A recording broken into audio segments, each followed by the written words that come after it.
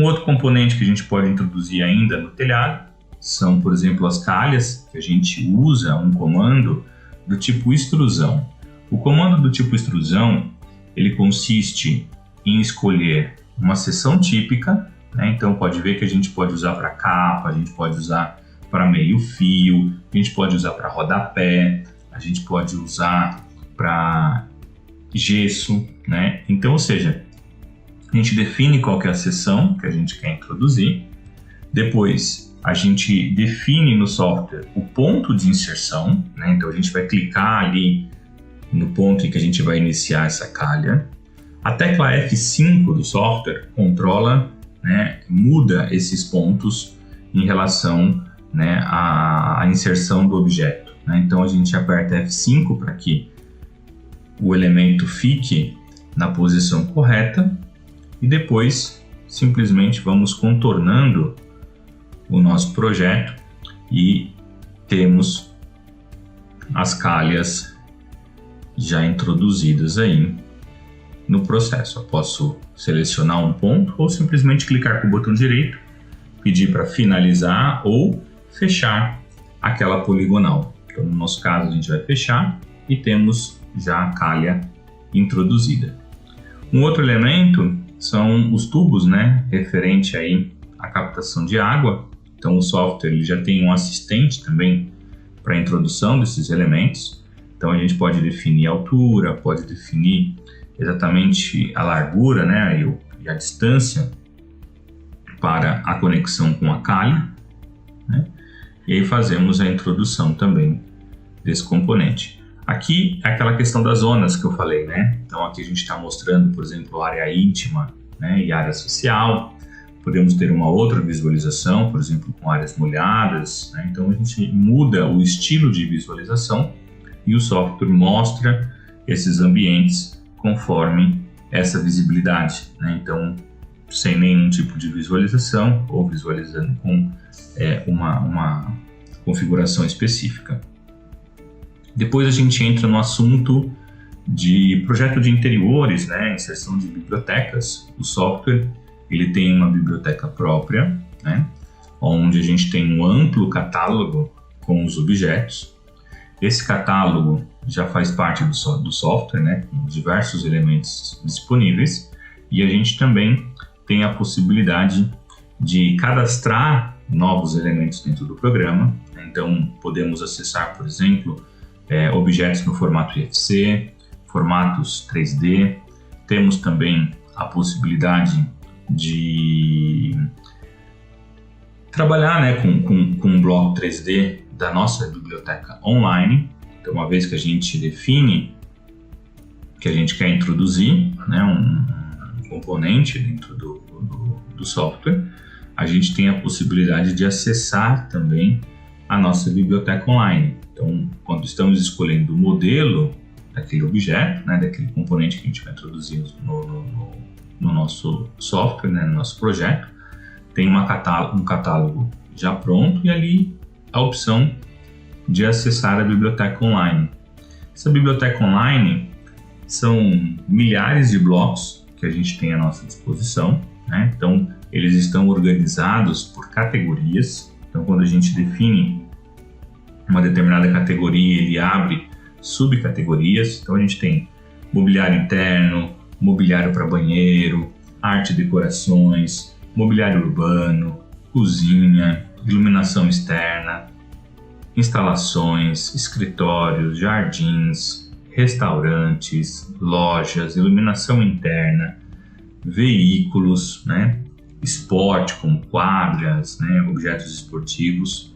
E aí a gente, ao acessar, por exemplo, mobiliário interior, ele subclassifica, né, em mesa, cadeira, poltronas.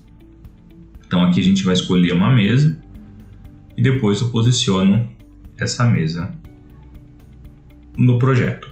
Lembrando que você também pode criar, né, novos objetos baseados em arquivos diretamente em formato nativo do SketchUp, inclusive fazendo o acesso a 3D House, né, onde você também tem acesso a uma biblioteca com outros tantos blocos que fica à disposição. Aqui o box, né, section, ele ajuda bastante a gente visualizar esses componentes internos, e muitas vezes a gente usa o box sections exatamente para fazer o lançamento de um bloco, né, internamente, ou até mesmo para fazer introdução de elementos internos ali, né? Por exemplo, quero introduzir uma caixa de tomada, né? Então o que eu faço? Eu escolho o modelo da caixa que eu quero, eu acesso, né, a edição diretamente nesse modelo já cortado, tenho como definir, né, uma série de parâmetros, assim como todos os outros elementos. Sempre que eu vou introduzir um elemento dentro do software, eu posso configurar a maneira como ele vai ser apresentado. Então aqui a caixa é introduzida, eu posso rotacionar, eu posso mover, né? Então eu introduzo esse elemento, e depois que eu introduzir, no caso aqui da caixa elétrica, eu tenho a possibilidade de controlar todos os componentes, né? Então eu posso dizer, por exemplo, que aquele conjunto é formado por uma tecla de interruptor, é uma tecla de tomada, é uma tomada de antena de TV, seja um cabo de internet. Então, posso sempre definir quais são os componentes que fazem parte daquela caixinha. Isso já são recursos que estão incorporados na parte de map, né? Então, tanto a parte de caixas quanto quadros podem ser introduzidos e gerenciados através da nossa ferramenta de map. Então eu posso escolher o tipo de quadro, então tenho sempre os modelos disponíveis, eu posso cadastrar novos elementos 3D também sempre. Definimos a altura desses componentes. Aqui a gente já entra na parte de documentação, então eu estou gerando uma implantação, uma vista, né, desse pavimento que eu chamei de térreo. Temos a possibilidade de estabelecer aonde vamos realizar os cortes. Então, clico no ponto 1 e no ponto 2 e o software já faz esse corte A. Automaticamente ele já vai numerando esses cortes. Temos como fazer também elevações e também perspectivas. E uma vez que a gente criou esses componentes, clicando 2 vezes a gente já tem acesso, né, a esses componentes.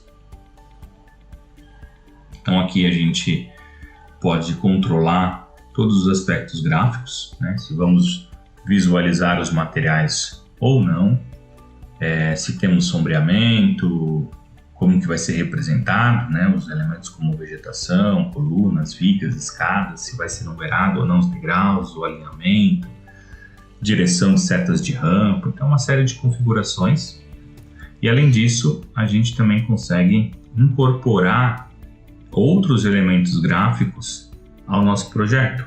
Então, esses elementos gráficos, né, por exemplo, aplicar as cores dos materiais, a representação, né, do tipo de escada, das lajes que a gente viu, escada que sobe, escada que desce. Temos a possibilidade de criar um detalhe, né, ampliando esse detalhe no projeto. Temos condição de inserir as escalas. Temos também a possibilidade de colocar, né, a legenda de cada tipo, né, de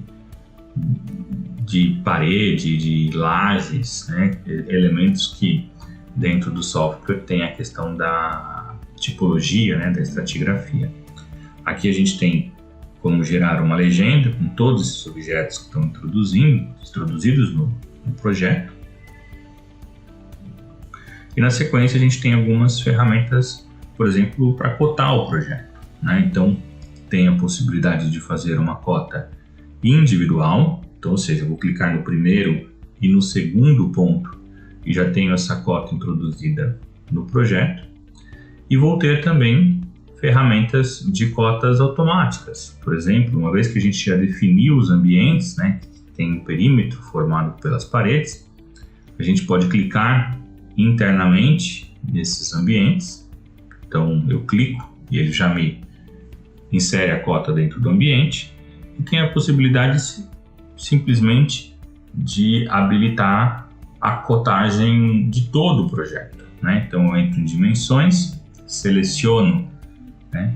Quero cotar tudo e o software cota automaticamente todos os ambientes do projeto. Então, isso poupa muito tempo.